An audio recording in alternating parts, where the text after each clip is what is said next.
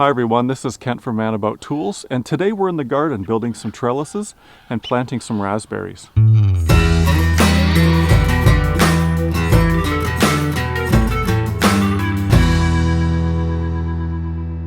We've had these raspberry bushes in pots for a couple years, and it was time I built some trellises to support them.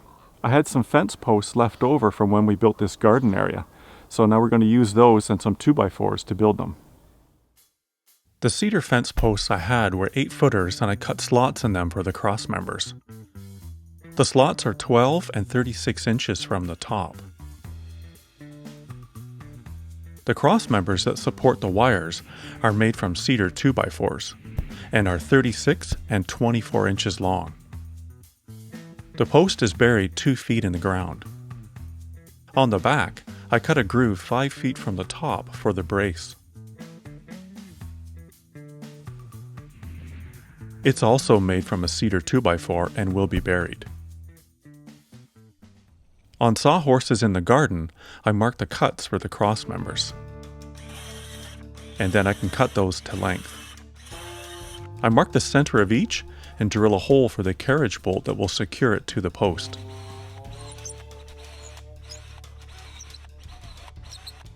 I mark the 2 slot locations for the cross members. A square post would work as well, like a 4x4 or a 6x6.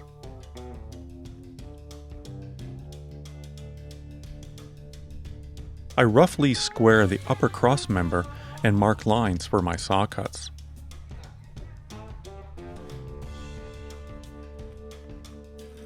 I make the first 2 cuts into the post.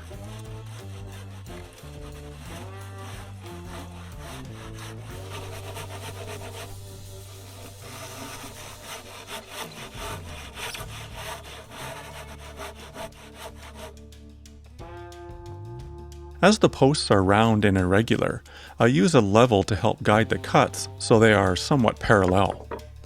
I have some wedges under the post to keep it from rolling around.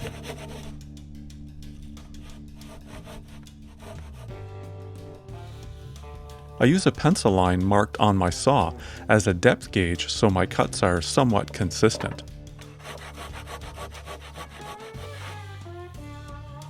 I knock out the wood with mallet and chisel.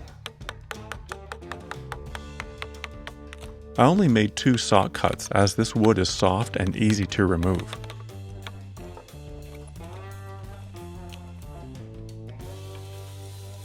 I set the cross member in the slot and drill through the post.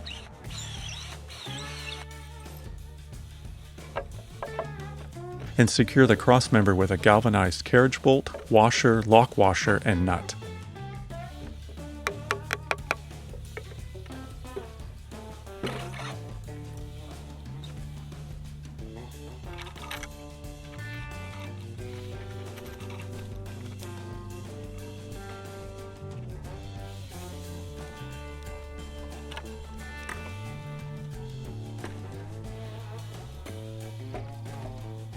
I'll repeat that same process for the lower slot.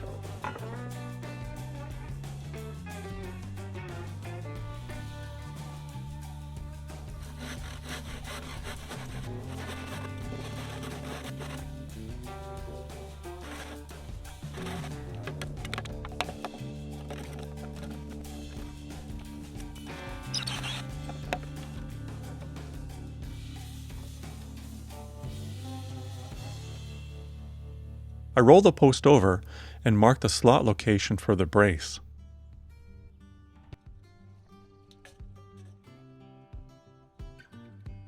And make the saw cuts as before and chisel it away. The first 2 posts I cut the brace slot on the wrong side.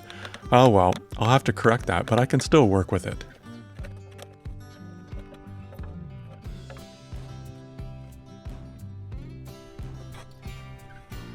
I marked the post hole locations and cut through the sod with a shovel.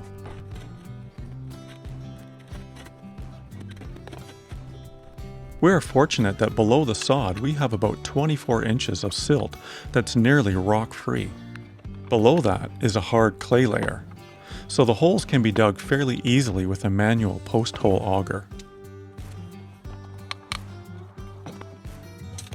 With a shovel, I open up the bottom of the hole a bit and remove the last of the dirt by hand. The shallower hole for the brace is then dug with a shovel. Alright, that's done.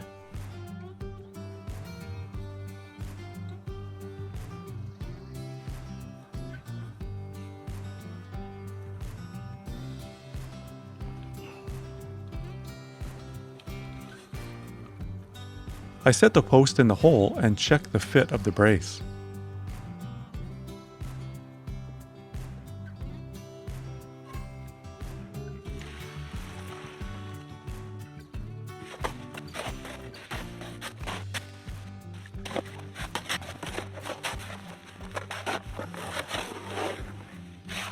I fill the space around the post with concrete.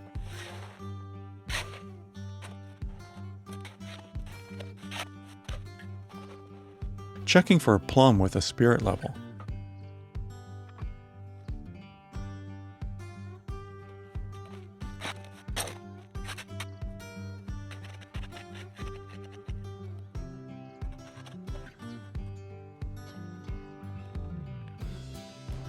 I then attach the brace to the post with screws and add some concrete to that hole as well.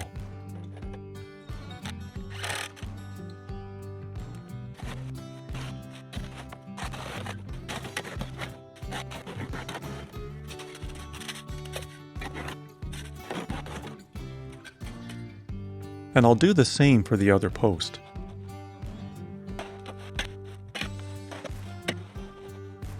Earlier, before we were sure where these trellises were going to go, we planted some zucchini. In the fall, a few more raspberry bushes will fill in that spot. Here's the hardware I used: a carriage bolt to hold the cross member to the post, and 2 eye bolts for the ends of the cross members on one post. To tension the wires on the other post, I used these little wire vices.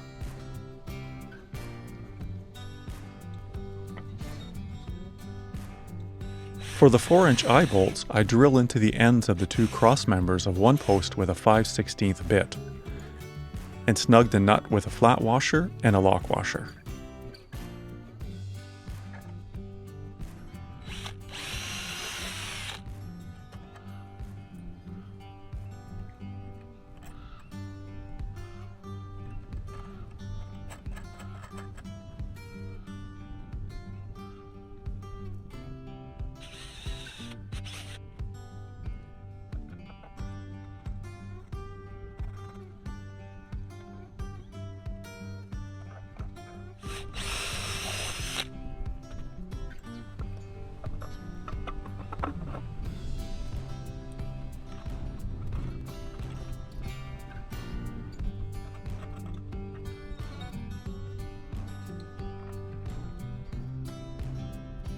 An 8-inch eye bolt will go through the post, so I used a longer bit. This one was 3/8. This lower wire will support the newly planted bushes and a watering line.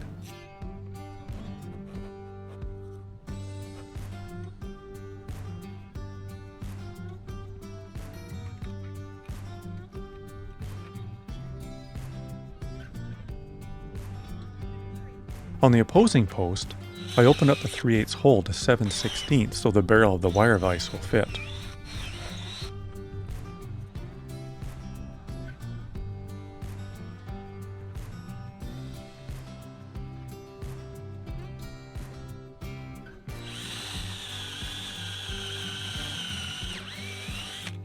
And I'll use this 7/16 bit for the wire vices on the ends of the cross members as well. They can be held in place with some small screws.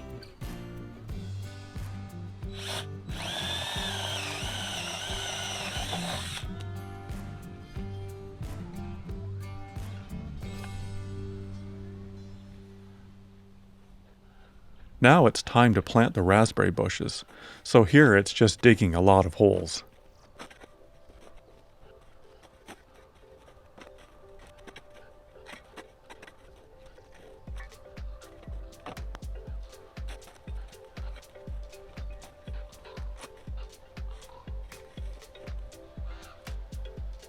We screened some well-composted horse manure, and Marilyn added that to the holes to give the bushes a better start.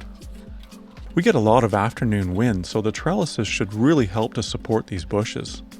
And our thoughts were that these rows will also help block the wind for some of the beds on the lee side.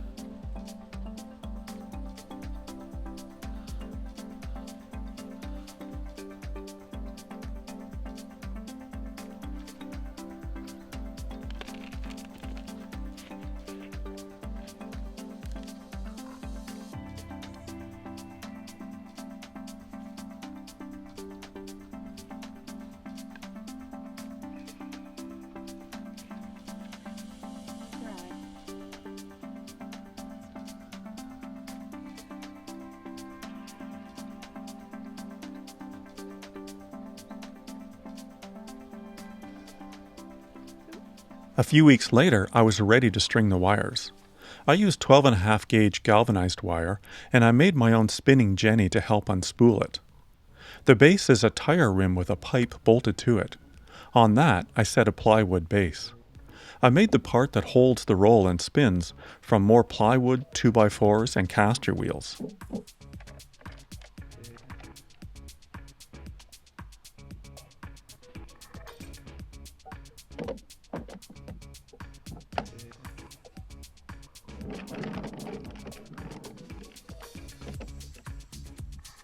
The wire is held in place with small blocks of wood mounted on threaded rod.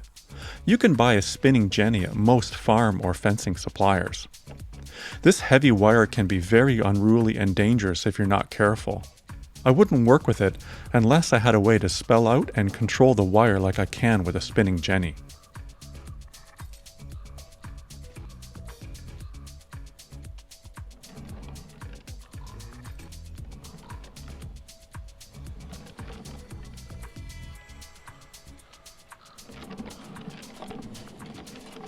Starting from the wire vise end of the trellises, I pull out enough wire to take me to the lower eye bolt.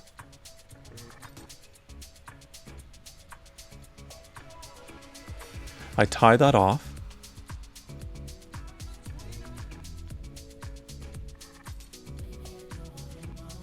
then pull the slack and cut the wire about 8 inches past the post.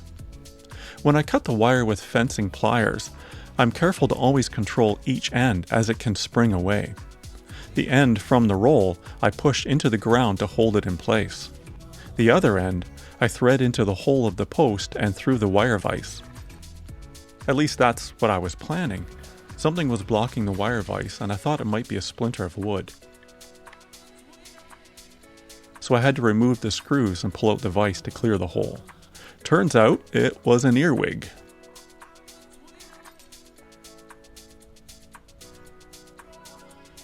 My neighbor was cutting hay that day, so you might hear his tractor through some of this.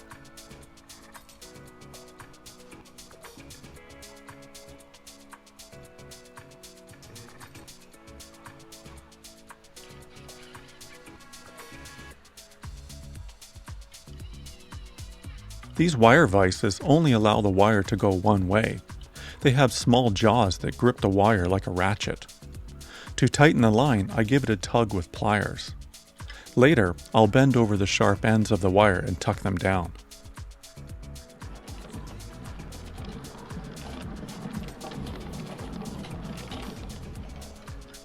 I loop the wire through the end of the eye bolt, then cross it over and up through this loop. This is stiff wire, so it takes some struggling to tie it. I don't make the neatest knots, but they work. Using eye bolts on the trellis allows me to loosen the tension if I ever need to later.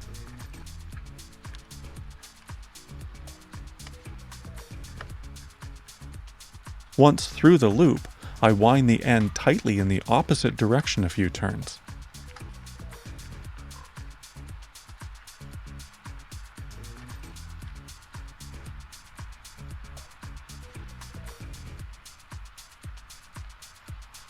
Then trim off the excess. I'll go back later and wind that end in a bit more. There's also some specialized tools available to make tying this heavy wire easier. Check with a local fencing supplier.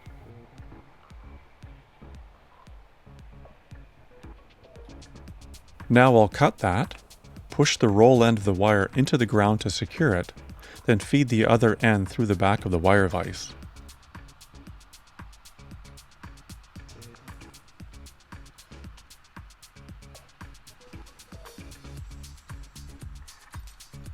Then I'll repeat this for the rest of the wires. Here's another look at tying the wire to the eye bolt.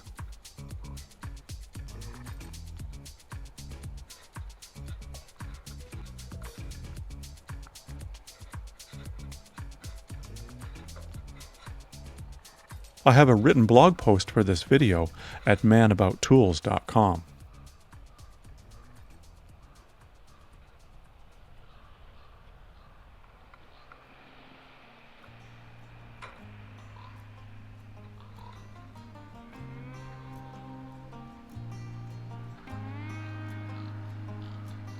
Thank you so much for watching. If you like what you see on our channel, give us a thumbs up and hit subscribe if you haven't done so already. We'll see you next time.